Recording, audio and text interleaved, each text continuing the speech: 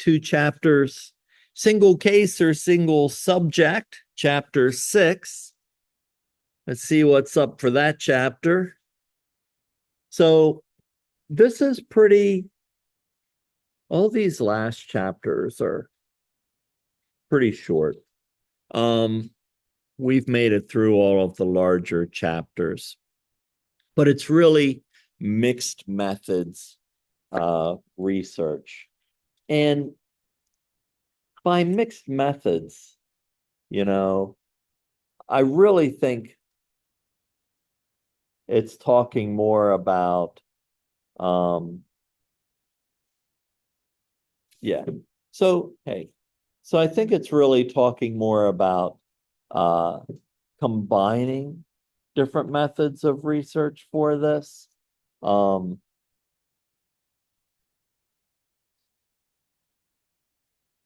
They do talk about specific designs, and they give you an example. But for me, mixed methods research is a combination of quantitative and qualitative together.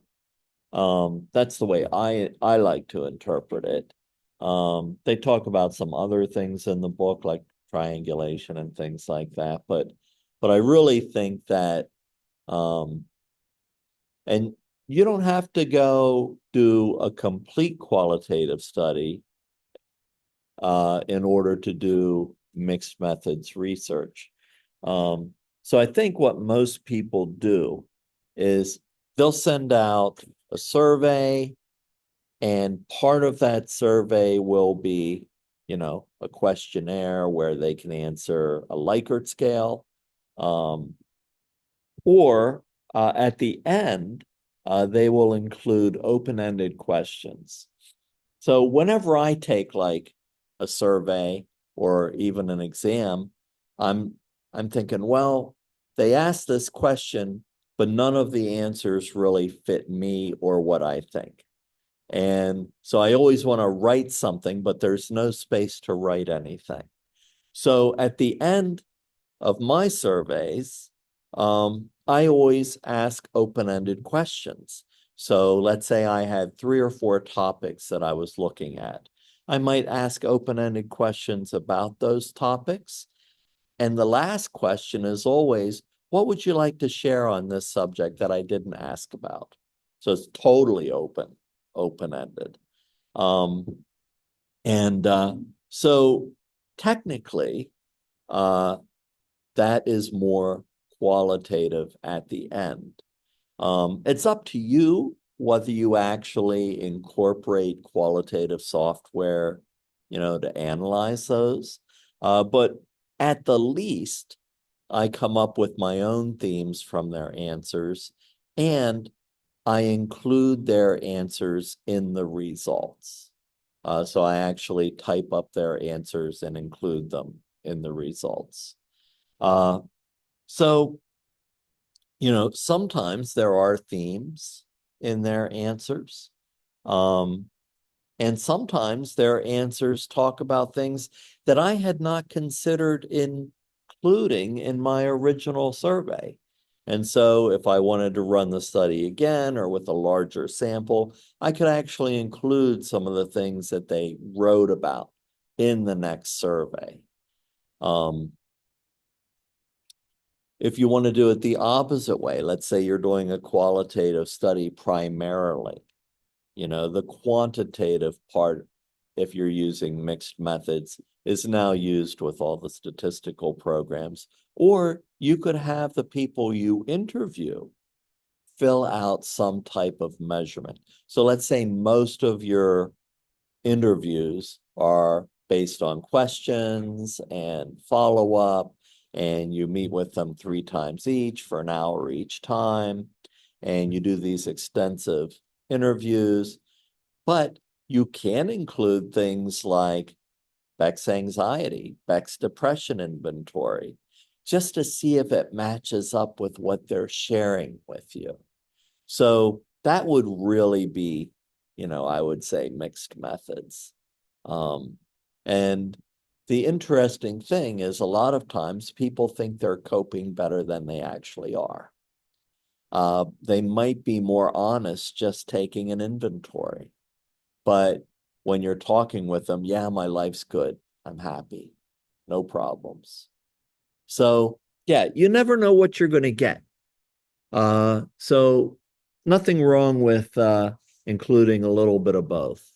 Uh, Things like those inventories are really easy to score.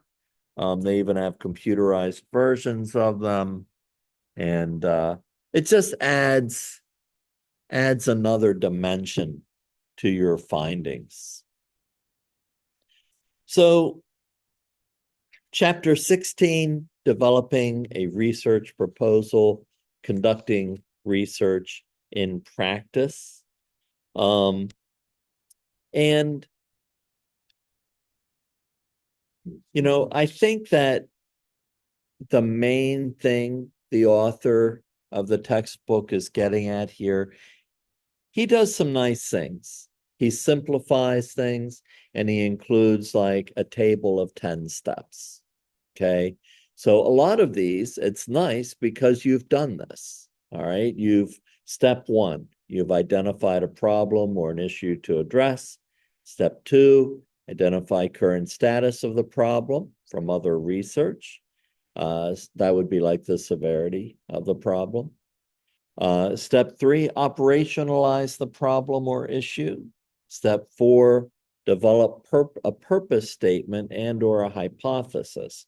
So like we said previously, a hypothesis is more scientific. A purpose statement is more appropriate for social sciences where we want to help individuals. Select a research design and some procedures. We have that in our paper. Operationalize a dependent variable and select measures. And so you are selecting measures, and we're doing a pre-test, post-test design. So, and, and I think you're probably going to have two groups. One group will not receive your therapeutic model, and one group will, and you're going to compare them. And step 7, identify the population and sample. We talked about the sample. We even went over the different types of the sample, and we talked about which sample would fit your study. And conduct the study and collect data, analyze the data, and report the data. And last week we talked about reporting the data. So it's pretty straightforward. He has 10 steps, 10 paragraphs. Each paragraph, he talks about one of the steps. But I think we pretty much hit all these as we moved through the parts of the paper. So I think that's it for the book. And yeah, I think what we're doing now is talk about some models, talk about some acronyms.